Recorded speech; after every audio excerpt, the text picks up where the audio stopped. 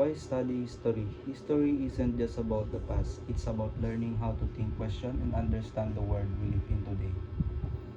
Studying history helps young people develop critical thinking, independent thought, and empathy.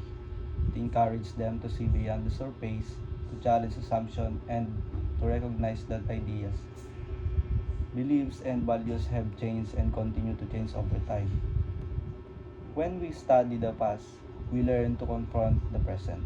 History shows us the rise and fall of ideologies, the transformation of cultures, and impermanence of certainty.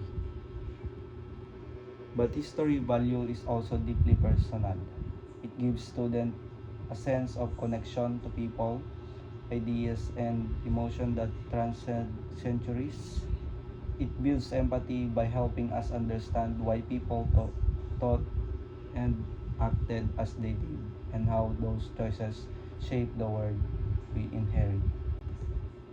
Beyond the humanities, history enriches every subject. Understanding the Industrial Revolution brings romantic poetry to life. Knowing the social shift of the 1960s depends our experience of music and arts. Grasping Elizabeth society helps us truly appreciate Shakespeare's wit and nuance. Ultimately, story teaches more than facts. It teaches perspective, context, and humanity. It helps students find their voice, refine their reasoning, and see that their ideas matter.